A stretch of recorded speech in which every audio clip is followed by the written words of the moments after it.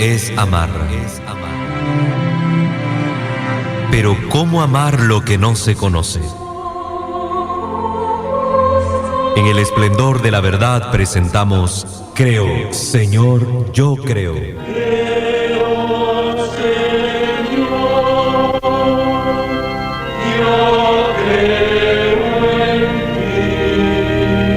Juntos profundicemos en cómo es la vivencia cotidiana de nuestra fe. Escúchanos y conoce más sobre nuestra fe católica.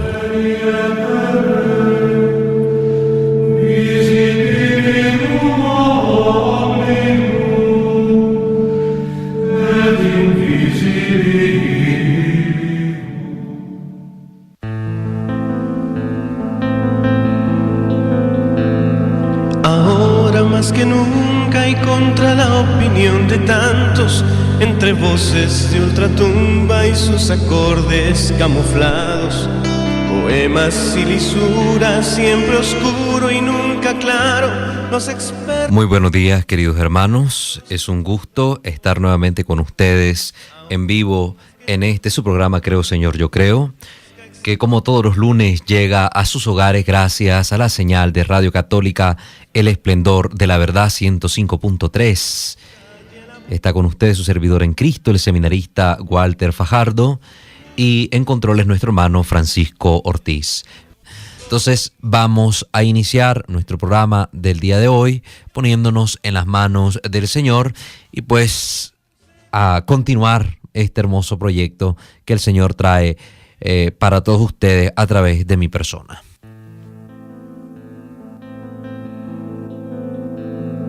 Ahora más que nunca y contra la opinión de tantos, entre voces de ultratumba y sus acordes camuflados, poemas y lisuras, siempre oscuro y nunca claro, los expertos de la duda y los que dudan por encargo. Ahora más que nunca, y aunque te parezca extraño, entre genios que aseguran que ahora ya nada es pecado, los óleos contra natura y el abuso de lo abstracto, y en el ecran se estimula que todos seamos villanos. Ahora más que nunca, y para decepción de varios, entre niños que pululan y fetos asesinados, entre algunos que disfrutan de las leyes del mercado. Gracias por continuar con nosotros.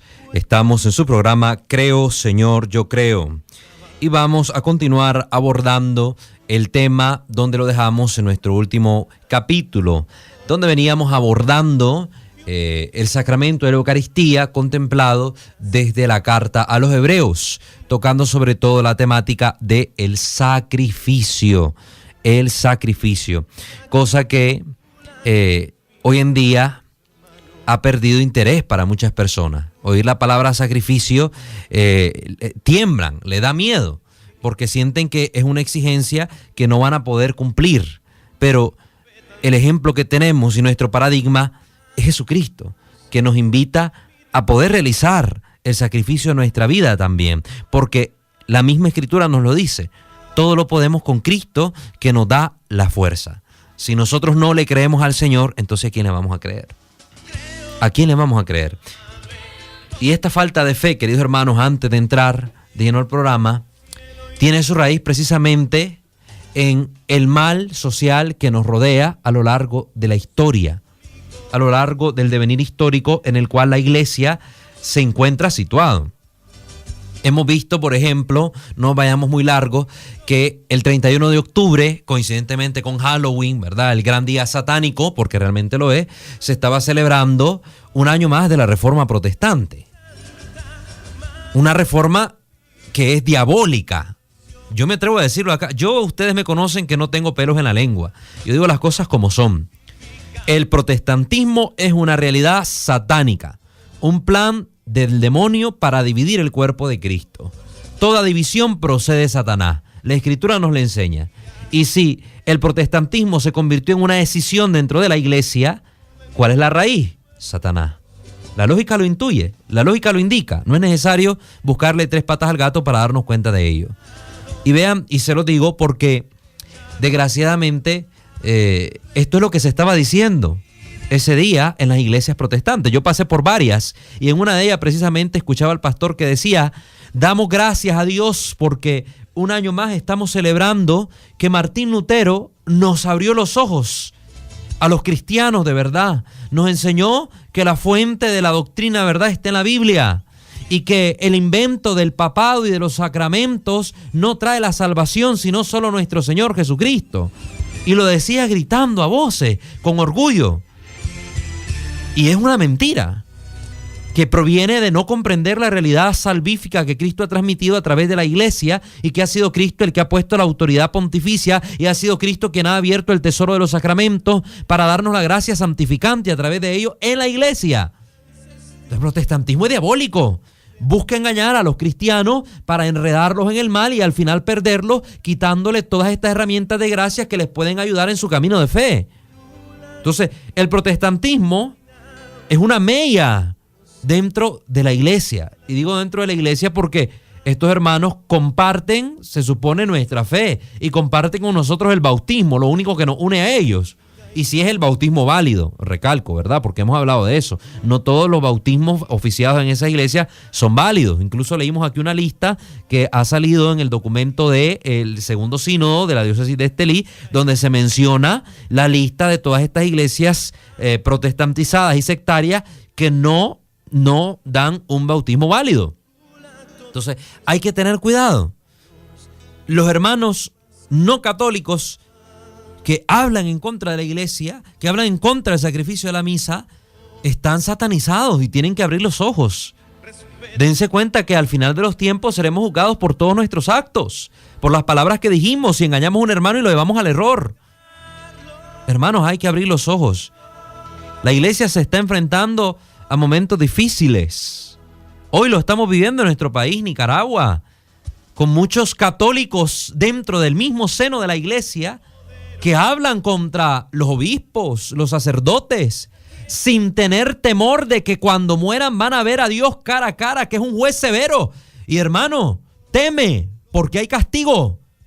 Hay castigo y te lo digo aquí de frente. Teme porque Dios es tu juez. Todo hombre aquí en la tierra te puede juzgar, te puede criticar, te puede señalar y puedes temer de ellos. Pero ellos no son los que te van a dar el cielo o el infierno. Ellos morirán. La iglesia, decía el cardenal Obando, siempre ve pasar el féretro de sus enemigos. Y es que la iglesia es atacada por todos lados. Es atacada por el protestantismo, es atacada por el materialismo, es atacada por la política, es atacada por los malos católicos. Y nosotros tenemos que formarnos bien precisamente para dar respuesta a todos estos ataques y abrirle los ojos a la gente que cree que vivir la fe católica es simplemente llamarse católico. No se es católico por el nombre, hermanos. Se es católico por la coherencia de vida y de fe. Y de un católico que ataca las enseñanzas de la iglesia, que ataca a un sacerdote, que ataca a un obispo, no es católico porque ha perdido la comunión eclesiástica. Y le debería dar vergüenza llamarse católico. Y debería temer del castigo divino porque lo hay. Y se lo digo de frente. Usted, hermano, hermana, que habla contra la iglesia o contra un obispo, tendrá su castigo en esta tierra. Y peor, en la otra vida, si usted no se arrepiente. Porque ciertamente Dios es misericordia, pero también es justicia. Y dice el Eclesiástico capítulo 5. Se lo estoy diciendo con la Biblia en mano. Dice el Eclesiástico: no estés tan seguro del perdón mientras acumulas pecado tras pecado, porque en Dios hay misericordia, pero también hay justicia. Así que no te olvides que te va a juzgar no solo el Dios de la misericordia, sino el Dios justo. Vamos a una pausa y regresamos para entrar de lleno a la materia que hoy nos corresponde abordar.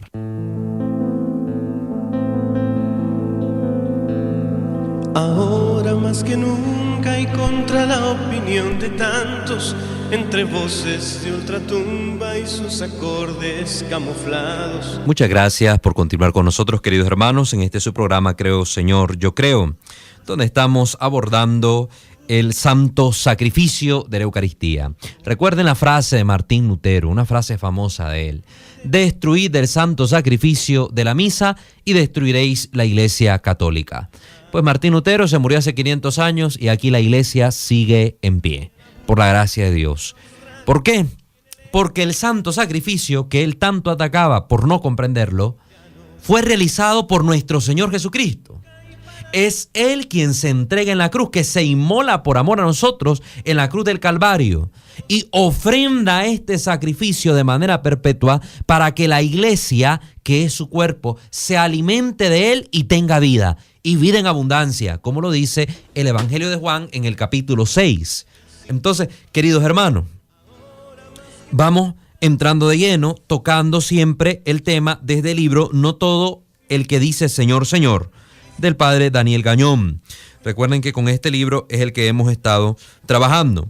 Ya analizamos la cuestión del sacrificio desde los términos, desde las copas. ¿Se acuerdan que hablamos de las 4 copas que se ofrecen en la Pascua judía? Y cómo Jesucristo la 4ª copa no la tomó dentro de la cena pascual, sino que la toma precisamente en la cruz del Calvario, cuando le dan a probar aquel vino, ¿verdad? Aquel vino agrio, y al final exclama: todo está consumado, uniendo así la mesa, el ofrecimiento del pan y el vino, a la cruz, donde se ofrecen cuerpo, sangre, alma y divinidad. Recuerden que hay una unión santa, perfecta, entre el sacrificio de Cristo en la cruz y la mesa de la Pascua. Por eso lo que celebra la iglesia es el sacrificio de Cristo. No es una fiesta, queridos hermanos, yo quiero que esto lo tengamos claro. La misa no es una fiesta muy alegre. La misa es el sacrificio de Cristo, que le da gozo al alma porque su Salvador viene a ella. Pero no es un bacanal, no es mundanizada. Da horror entrar a templos católicos donde la misa se ha protestantizado y vulgarizado, y peor aún, mundanizado, donde hasta el sacerdote se presta al juego de una misa mundanizada. Es lamentable, pero hay que decirlo. Si nosotros no tenemos autocrítica sobre las cosas de nuestra iglesia, ¿cómo vamos a crecer y superarnos? Hablando sobre el sacrificio desde la carta a los Hebreos, dice el padre Daniel Gañón: el Antiguo Testamento predice que Cristo ofrecería un sacrificio de pan y vino a Dios.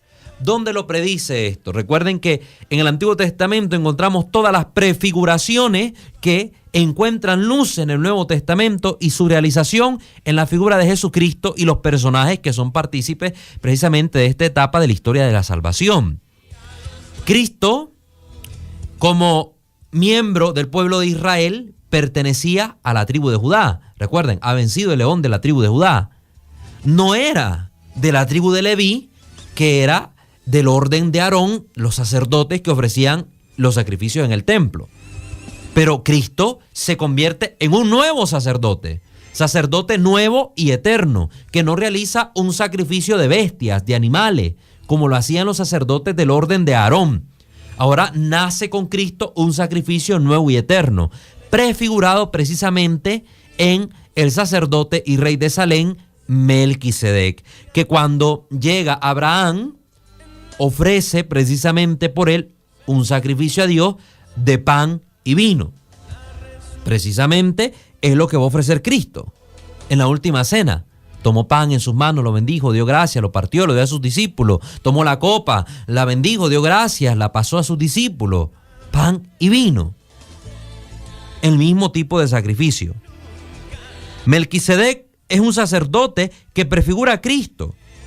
Ofreció pan y vino y bendijo a Dios. Lo encontramos esto en Génesis 14, 18, 20.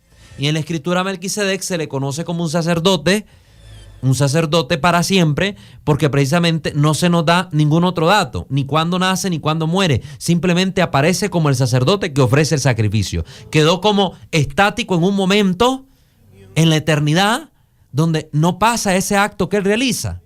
Por eso es recordado para siempre. Y es ahí donde luego se convierte en figura de Jesucristo, que será sacerdote para siempre. ¿Por qué decimos sacerdote a Jesucristo?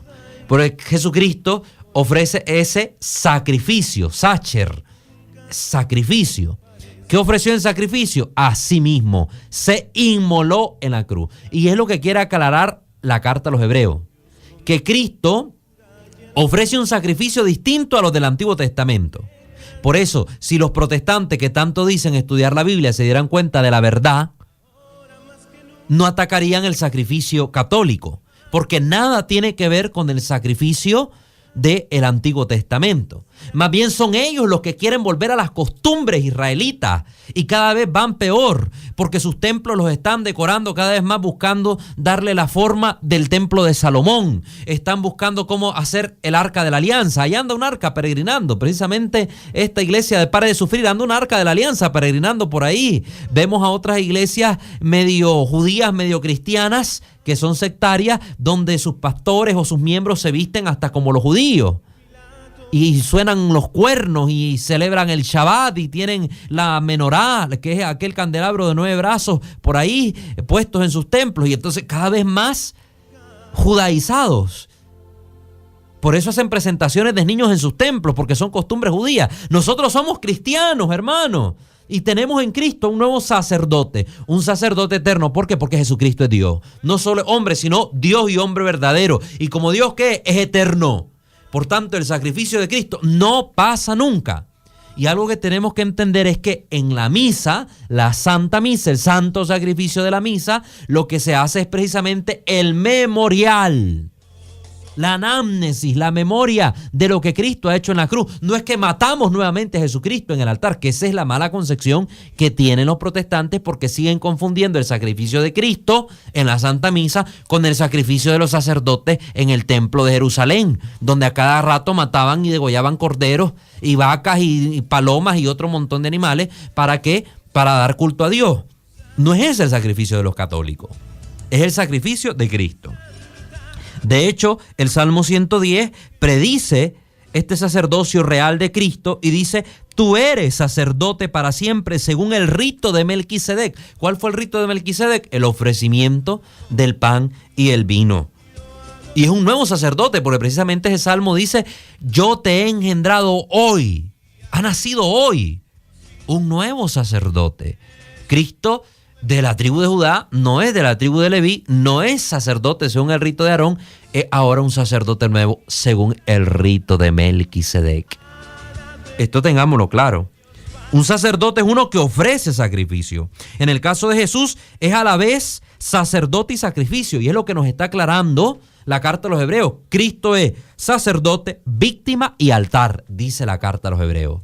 Es un sacrificio perfecto. Es una triada perfecta, donde Él totalmente lo es todo y se ofrece puramente todo, un altar puro, un sacrificio puro y un sacerdote puro. En el Antiguo Testamento el sacerdote ofrecía sacrificio por sí mismo porque era pecador.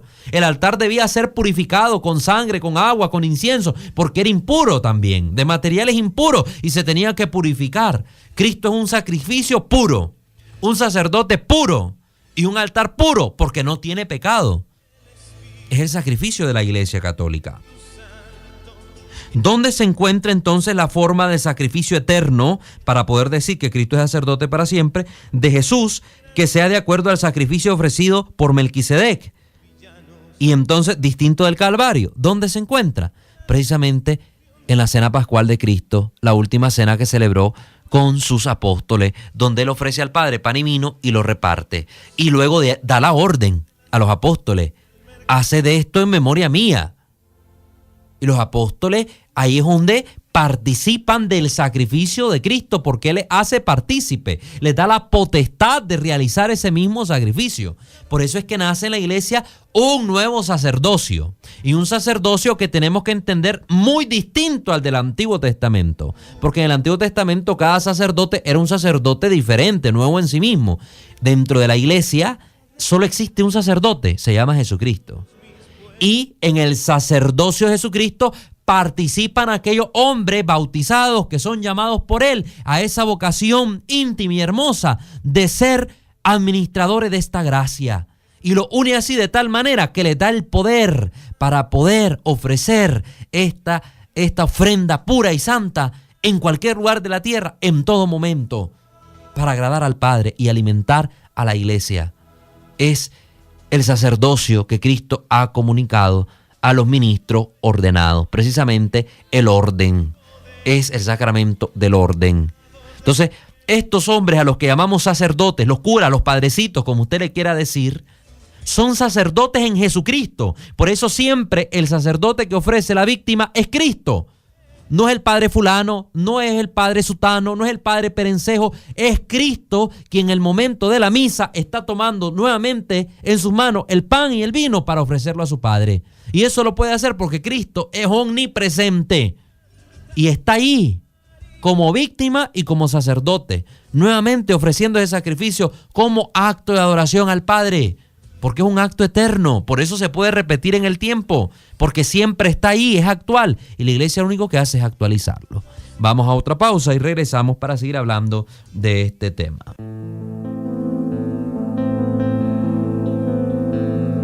Ahora más que nunca y contra la opinión de tantos, entre voces de... Muchas gracias por continuar con nosotros, donde estamos abordando el tema del sacrificio de Jesucristo desde la carta a los Hebreos, analizando precisamente esta figura de Cristo sacerdote en referencia al sacrificio, en referencia al ofrecimiento de Melquisedec. Cristo se convierte en esta figura de sacerdote eterno según el rito de Melquisedec. Y vimos que precisamente con la última cena empezó este sacrificio de Jesús que culmina en el altar de la cruz. Por eso para nosotros la cruz es tan importante, y en toda iglesia católica auténtica siempre está la cruz en el altar, en relación con el altar. Yo no sé si ustedes recordarán las misas que celebraba el Papa Benedicto, aún lo hace también el Papa Francisco, siempre en el altar está la cruz. ¿Por qué? Nos recuerda que el altar auténtico del sacrificio ofrecido por Cristo es el ara de la cruz, precisamente. La mesa únicamente cumple la función de la forma que hace recuerdo, hace memoria de la cena de Pascua de Cristo, pero al tener la cruz puesta en el centro del altar nos indica precisamente que esa mesa donde se cumple plenamente es en la cruz. Por eso es ilógico que no esté en un templo católico una cruz en el altar, o por lo menos encima del altar o al lado del altar, como lo establecen las normas litúrgicas, y muchas veces falta. Y de repente más bien lo que vemos es un gran arreglo floral, como que fuera una decoración de 15 años o boda o piñata, quién sabe qué cosa, que no tiene nada que ver. No está mal que haya flores cerca del altar, como lo propone la liturgia, pero a veces ponemos el gran ramo de flores y ni siquiera las velas se ven, que son más esenciales, ni la cruz está presente. Hay que revisarnos. No sé qué formación están teniendo los sacristanes o los grupos de liturgia dentro de las parroquias. A veces ni siquiera existe, esa formación es nula. Y si ustedes van al documento del segundo sínodo, manda a que haya formación de todas estas personas. Manda que haya esa formación. Entonces, hermanos, es precisamente en la cruz donde se da cumplimiento el sacrificio de Cristo según el rito de Melquisedec. Cristo dijo en la mesa, esto es mi cuerpo entregado por vosotros, y en la cruz entrega el cuerpo. Dijo en la mesa, este es el cáliz de mi sangre, y la sangre la derrama en la cruz por nosotros. En ambos casos, siempre vemos, tanto en el pan entregado, es dado, y la sangre derramada, que está presente el sentido único de sacrificio. Dado y derramado indican inmolación. La inmolación de la cena se cumple plenamente, o mejor dicho, empieza en la Pascua con los apóstoles y culmina y tiene su plenitud en la cruz. El profeta Malaquías dijo, Malaquías 1:11, ¿verdad, hermanos no católicos que tienen la Biblia siempre en mano? Malaquías 1:11. En todo lugar se ofrece a mi nombre una ofrenda limpia. Esa es la profecía que hizo Malaquías. ¿Dónde tiene cumplimiento? Únicamente en la Eucaristía. Cristo es la ofrenda limpia. No hay ninguna. Si usted me dice, hermano, es que en nuestro culto ofrecemos a Dios ese culto en adoración, en espíritu y en verdad. Hermano, déjeme corregirle. Porque ese culto que usted hace, primero es satanizado porque está dividido de la iglesia. En segundo lugar, es un culto show, como lo vemos ahora en televisión, de pedidera de reales, de show de sanaciones que muchas veces son una farsa, que luego en internet salen descubiertas. Y en tercer lugar, quienes están ofreciendo esas oraciones a Dios con esos escándalos de manos levantadas, de gritaderas y de música estridente, son pecadores. Entonces la ofrenda no es limpia. Su culto, aunque lo haga 10 veces al día, tenga 10 cultos al día, su culto no es limpio, porque usted es pecador, su pastor es pecador. Y si usted me dice que no es pecador, me hace pasar a Dios por mentiroso, porque la Escritura dice en las cartas de Juan, aquel que diga que no tiene pecado es mentiroso y hace pasar a Dios por mentiroso. Entonces usted no puede ofrecer un sacrificio puro porque usted es impuro, tiene pecado. Y entonces, ¿dónde se cumple esta profecía de Malaquías? Únicamente en la Iglesia Católica, donde el sacrificio que se está ofreciendo es el mismo Jesucristo, que Él como sacerdote, en la persona del hombre que está sirviendo de ministro, porque actúa in persona Christi, ofrece nuevamente al Padre su cuerpo y su sangre. Porque San Pablo lo dice en la Escritura: cada vez que ofrecen este pan y este vino, lo hacen en memoria del Salvador, del sacrificio de Cristo, hasta que Él vuelva. San Pablo lo aclara. La iglesia tiene esta potestad y realiza con plena autoridad el sacrificio de Cristo una y otra vez en cada Eucaristía. No matando a Jesucristo nuevamente, como piensan los protestantes, porque es un sacrificio incruento. Se ofrece el pan y el vino, que como les he dicho, vayan a investigar en internet cómo el milagro eucarístico se ha dado en muchos lugares de la tierra, donde la hostia se convierte en carne y sangre, y al ser analizada científicamente se ven todas estas propiedades de cuerpo, de carne y de sangre presentes en el pan.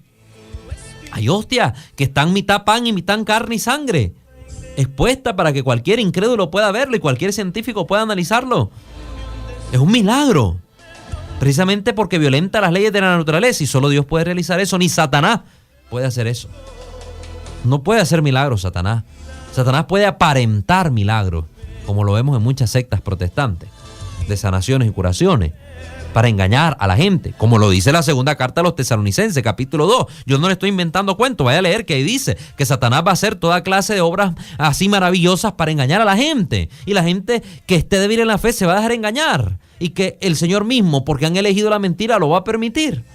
Lea segunda Tesalonicenses capítulo 2, ahí está. Yo no le miento, y si no, reclámele a Dios, porque es el que ha dicho esas palabras, no yo.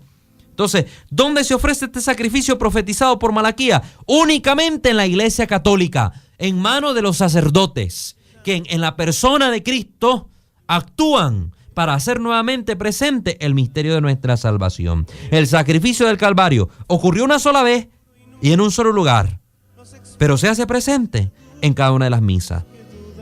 En cada una de las misas. Hebreos 9, 25, 27 muestra que Jesús no muere más, que Él se ofreció una sola vez y fue entronizado como rey, rey de justicia, rey de paz, como sumo sacerdote. Hebreos 7, 1, 13. Hebreos 7, 1, 3.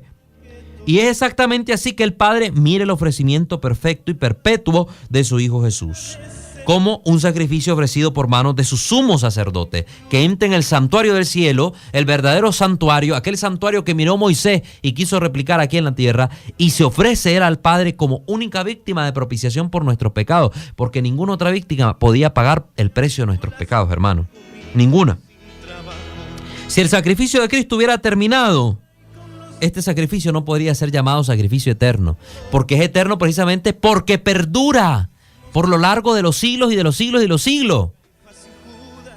Entonces, el sacrificio de Cristo fue una sola vez, pero es eterno y se hace presente cada vez que la iglesia de Cristo, la única fundada por Él y que es su cuerpo vivo y real, ofrece este sacrificio al Padre y alimenta Jesucristo a los miembros de su iglesia precisamente con su carne y con su sangre. ¡Cuánta gracia se pierde en los protestantes! No comulgan. ¡Cuánta gracia! Hermano, si usted tuviera 50 días sin comer y yo le ofreciera a usted un plato de comida y usted lo rechazara, disculpe la expresión fuerte, pero hasta la Biblia lo dice a veces, sería un imbécil, sería un tonto, sería un falto de razón. ¿Por qué? Porque la razón misma lo intuye.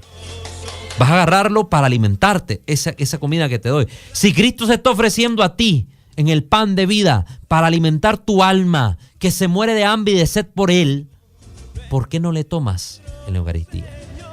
Y oiga, mi hermano protestante que me está escuchando, si usted quiere comulgar, vuelva a la comunión de la iglesia, porque usted no puede ir, como han hecho algunos protestantes, y me he dado cuenta, que solo por probar van y se meten en una misa y comulgan.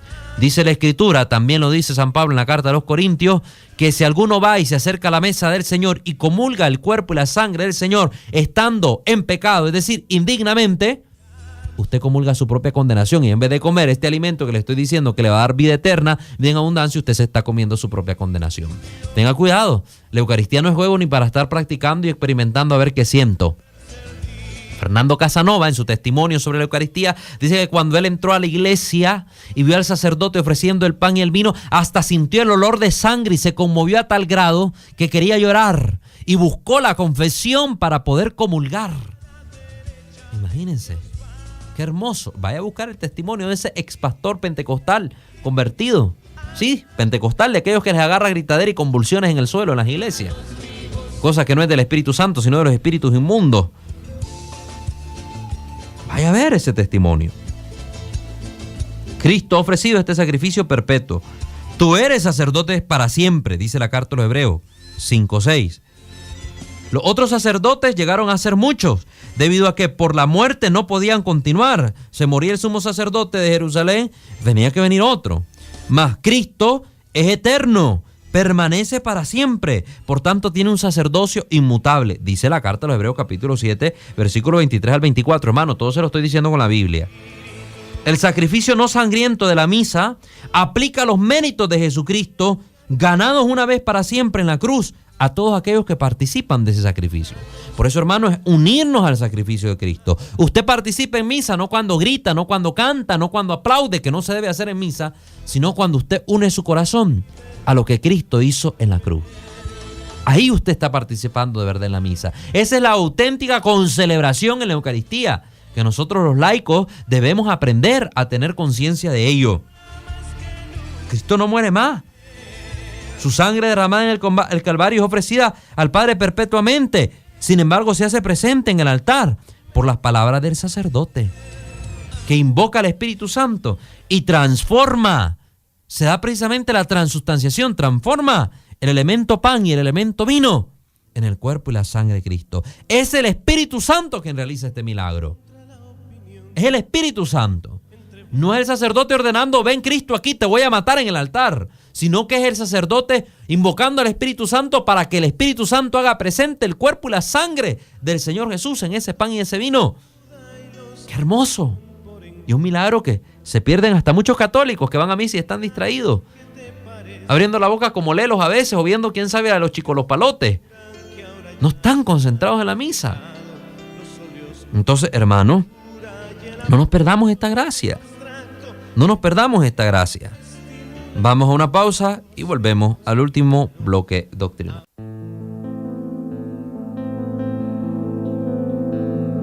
Ahora más que nunca. Muchísimas gracias por continuar con nosotros en este último bloque doctrinal para luego dar paso a las llamadas telefónicas en la sección Hablando con la Gente.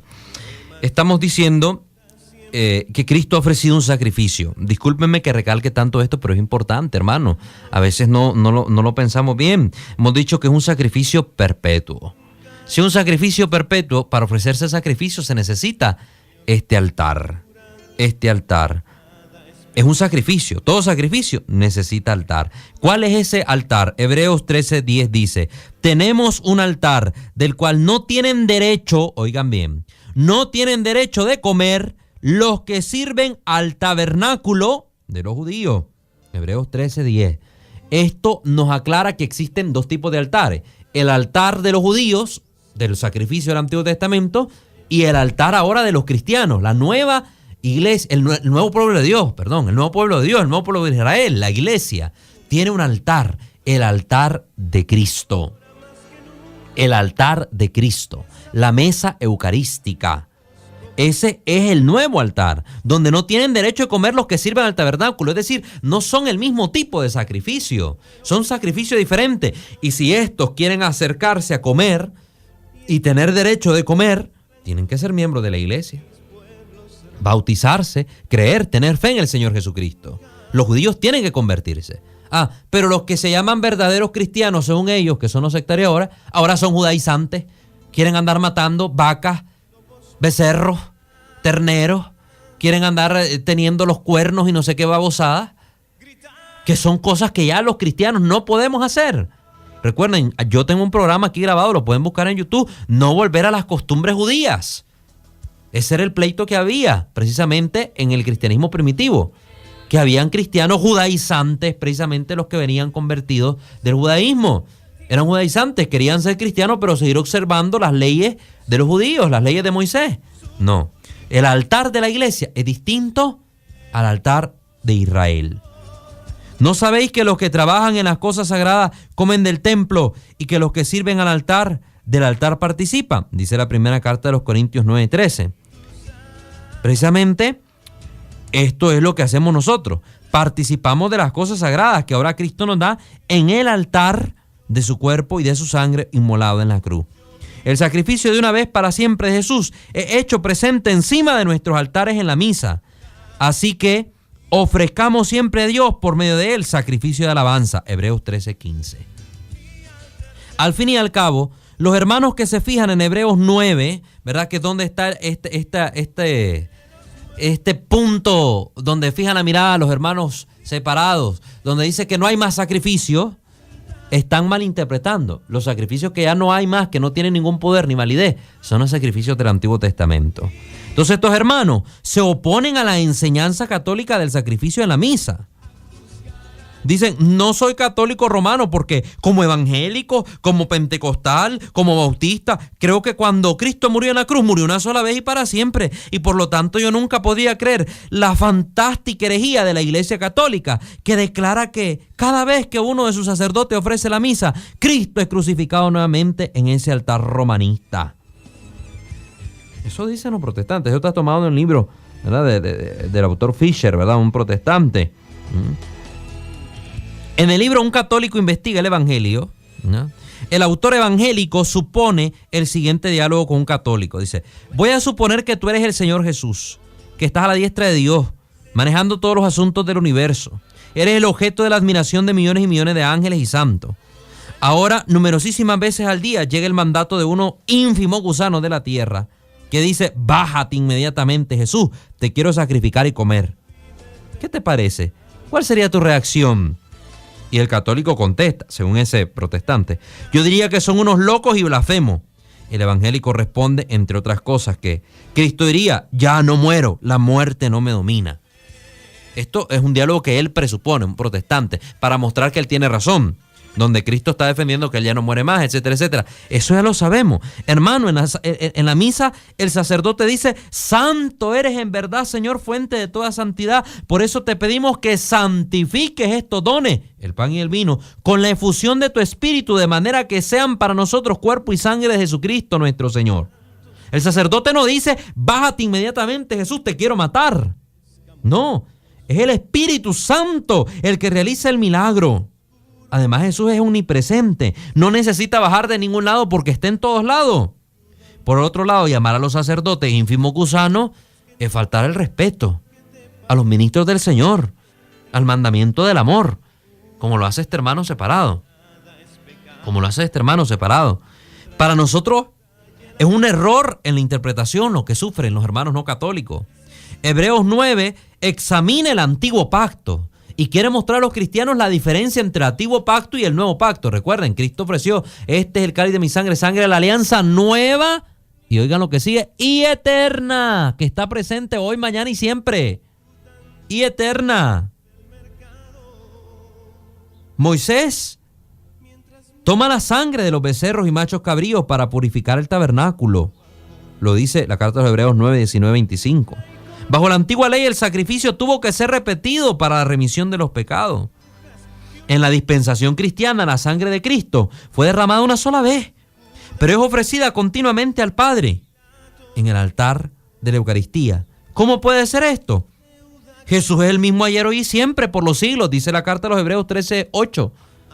Y por tanto, hoy yo puedo ofrecer el sacrificio de Cristo. De hecho, la Biblia dice que el sacrificio es ofrecido desde la fundación del mundo. En el Apocalipsis 13:8 dice, el Cordero fue inmolado desde el principio del mundo. ¿Por qué? Porque como Cristo es eterno, la eternidad es ayer, hoy y siempre. No hay tiempo en la eternidad.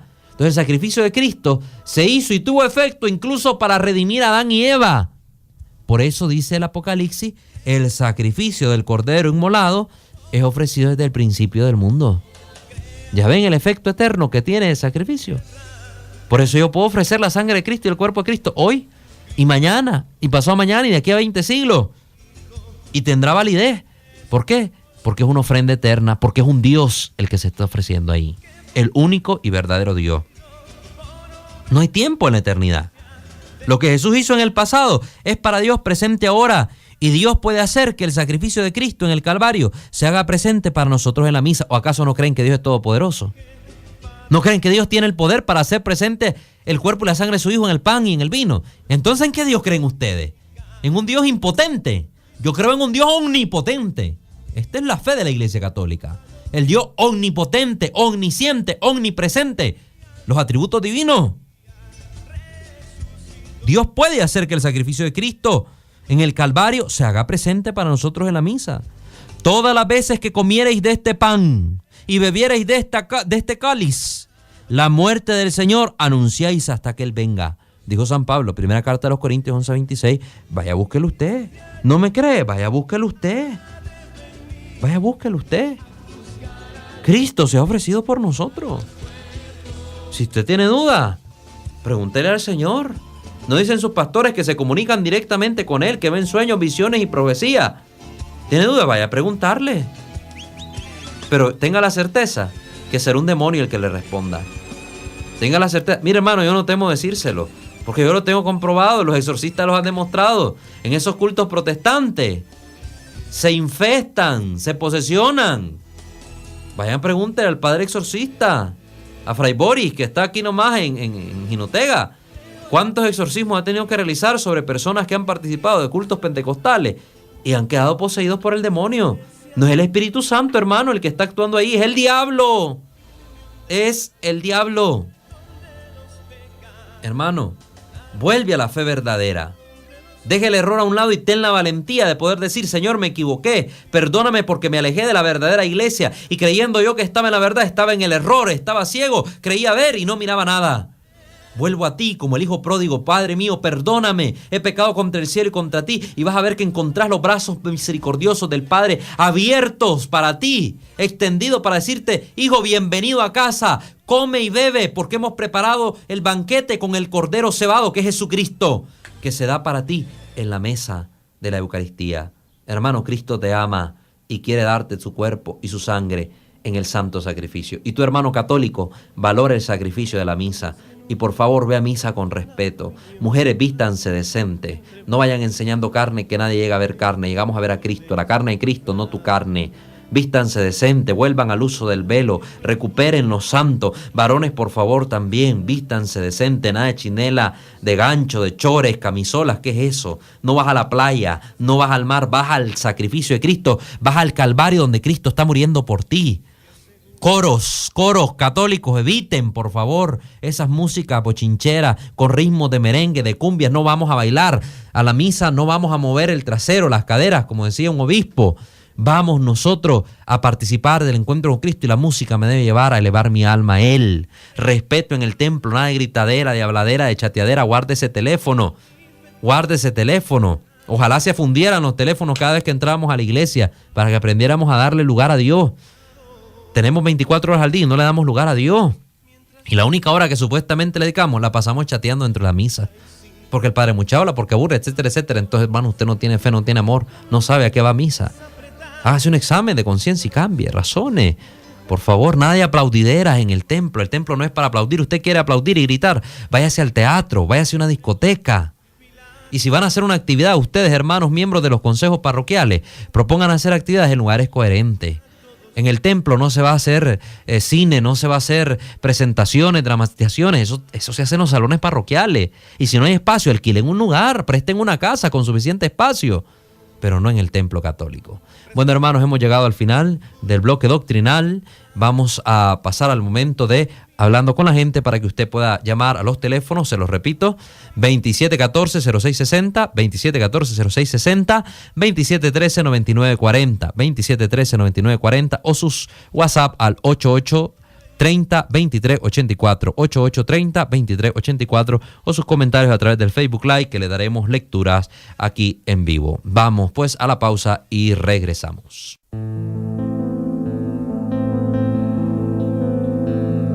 Ahora más que nunca y contra la opinión de tantos, entre voces de ultratumba y sus acordes camuflados, poemas y lisuras, siempre oscuro y nunca claro. Gracias, hermano, por estar con nosotros. Yo estoy consciente que las cosas que digo aquí suenan fuerte. Pero, hermano, decía Santa Catalina de Siena, el mundo está podrido por tanto silencio. Basta de silencio, hay que gritar, hay que decir las cosas. Y yo sé que parte de las cosas que están fallando en nuestra iglesia vienen de la cabeza hacia abajo, como decimos. Muchas veces nuestros pastores no nos forman en estos campos. Es el reclamo que hacen muchos laicos. A mí se me acerca mucha gente, no lo digo yo por mi propia voz, sino porque me lo ha expresado mucha gente. Mire, hermano, lo que pasa es que a veces los sacerdotes no nos instruyen. En la homilía a veces se van hasta en cosas que nada que ver, ¿verdad? Y no nos instruyen, o no nos dan charlas, o no nos dan formaciones. Y es cierto, a veces tienen culpa los sacerdotes. No forman bien a sus grupos, no forman bien a sus laicos. Pero otras veces también tienen culpa a los laicos. Porque yo me he dado cuenta de parroquias excelentes ofreciendo cursos, talleres, trayendo predicadores, formadores. Y la gente no va. Y tal vez no va por una mísera ofrenda de 40, 20, 30, 100 pesos, lo que sea. La gente a veces no se da cuenta que cuando hace esa ofrenda es una inversión. Una inversión en su formación, porque todo lo que te ayude a crecer es una inversión, no es un gasto. No es un gasto, es una inversión. Y además se da para colaborar con algunas necesidades de la iglesia. Hombre, si el techo se está cayendo, hay que repararlo. ¿Y de dónde va a salir? ¿De dónde va a salir? El Señor nos ha dado a todos la gracia de trabajar, de ayudarnos para que podamos también mantener el templo, que es la casa de Dios, bonito, arreglado. Y a veces no ayudamos en estas cosas. Entonces, los laicos también deben ser conscientes. Y si no reciben formación, pues buscar la autoformación. Lean, instruyen, busquen páginas católicas. Yo vivo compartiendo varios links, posts ahí en mi Facebook de páginas católicas muy buenas que les pueden ayudar a ustedes a formarse. O a mí me pueden escribir al inbox y yo les respondo cualquier duda también, en la medida de mis posibilidades. Dice aquí Luis Emilio a través del Facebook Live: Walter, ¿podrías hablar un poco acerca de la confesión? Claro que sí, hermano. Este tema pues lo vamos a abordar tal vez más a grosso modo ahorita, pero más adelante lo abordaremos de lleno. La confesión, recuerden que es un sacramento. Al decir que es un sacramento, es un canal de gracia. Es decir, que a través de él recibimos una gracia santificante, que la obra del Espíritu Santo en nosotros. ¿Por qué? Porque es un acto instituido por Jesucristo en beneficio de su iglesia. Si nosotros nos vamos a Juan 20, 22, 24, ¿verdad? Aquí está en la Biblia, yo tengo la Biblia en mano. Juan 20, 22, 24, que es uno de los versículos que me sé, porque no soy computadora. Yo le digo a la gente, ahí andan los protestantes repitiendo como lora y como computadora la Biblia, pero de nada les sirve repetirla si no la ponen en práctica y no la viven como es en la fe coherente. Entonces, yo el versículo ahí que me sé dice que de Jesucristo, después de resucitar, se apareció a sus apóstoles y sopló sobre ellos el Espíritu Santo y les dijo: recibid el Espíritu Santo. A quienes ustedes les perdonen los pecados les quedarán perdonados, y a quienes no se los perdonen les quedará retenido. Es decir, Cristo da la potestad a los apóstoles de administrar un poder divino, que esto es algo que nos tiene que quedar claro. No es el sacerdote quien con su autoridad o su poder como hombre te perdona, sino con su autoridad divina que le ha dado Cristo, es quien administra un poder que solo es de Dios. Solo Dios puede perdonar los pecados, dice la Biblia, y ciertamente, cuando vas al sacerdote y confesas tus pecados, es Dios quien te perdona en la figura del sacerdote, porque el sacerdote está actuando in persona Christi. Simplemente el sacerdote te regala una gracia que Dios le ha dado para que Él te la dé a vos. ¿Por qué? Porque Dios ha querido que las cosas sean así. Si Dios hubiera dicho, escriban en un papel sus pecados y cada viernes los van a quemar y así serán perdonados sus pecados, eso es lo que como iglesia católica haríamos. Eso es lo que como iglesia católica haríamos, porque es lo que instituyó Jesús. Pero no fue así. Jesús quiso que a través de los mismos hombres pecadores que experimentan la realidad de las debilidades humanas, recibiéramos el perdón y la gracia. Entonces, cuando yo voy al sacerdote a confesarme, tengo que ir viendo a Cristo que me espera en el confesionario. No al sacerdote hombre que yo le conozco, que sé que es pecador, que puede ser borracho, que puede ser mujeriego, que puede tener su falta, porque es un hombre, porque es débil, porque es pecador. Yo no voy a que el padre Marlon me perdone. No, yo voy a que Jesucristo, a través de el sacerdote Marlon, me perdone. ¿Por qué? Porque Cristo así lo ha querido. Hay gente que dice, yo me confieso solo con Dios. ¿Y usted tiene seguridad de que eso es lo correcto? Jesucristo fue eso lo que dijo, vayan y confiesen solo con Dios. Porque hay gente que para confesarse solo con Dios se agarra del Antiguo Testamento. Hermano, ya el Antiguo Testamento pasó. El Antiguo Testamento ha sido iluminado y superado por el Nuevo Testamento. Y es en el Nuevo Testamento que vimos los cristianos. En el Nuevo Testamento Cristo instituyó el sacramento de la confesión. E instituyó que fuera a través de los hombres que Él eligió que recibiéramos el perdón. Y lo dice los Hechos de los Apóstoles, que venían los discípulos a confesarse con los apóstoles para recibir el perdón de sus pecados. Y entonces, ¿por qué si Jesucristo instituyó algo y lo practicaba la iglesia desde el principio, usted no lo quiere hacer? ¿Le da vergüenza? Deje de pecar, cambie de vida.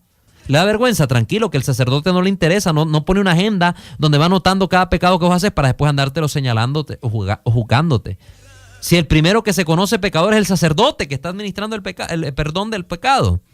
Entonces, hermano, no tengas vergüenza. Dios te espera como Padre de amor y de misericordia en el sacramento de la confesión para que tú abras tu corazón, recibas su misericordia y a través de su ministro escuches consejos de vida que te pueden ayudar a superarte como cristiano y a santificarte cada día más, que iluminen tus realidades y te den salidas a tus momentos de angustia y de dolor, porque el pecado nos hace sufrir. Entonces creo que con esto vamos concluyendo. Les agradezco a todos, ¿verdad? Su fiel sintonía. Gracias por su amistad, su cariño, sus oraciones. Dios les bendiga a todos. Será hasta un próximo encuentro. El Señor los bendiga. Estuvo con ustedes su servidor en Cristo, el seminarista Walter Fajardo, y en controles nuestro hermano Francisco Ortiz. Su programa Creo, Señor, Yo Creo, todos los lunes a las 10 de la mañana y reprise los sábados a las 7 de la mañana. No se lo pierda. Fórmese y forme a los demás. Bendiciones.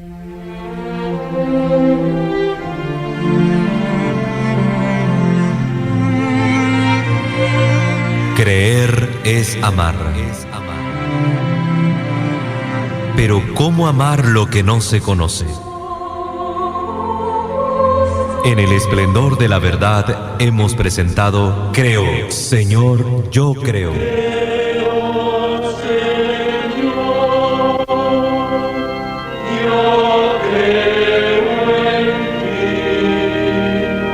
Donde juntos profundizamos en cómo es la vivencia cotidiana de nuestra fe. Acompáñanos el próximo lunes a partir de las 10 de la mañana.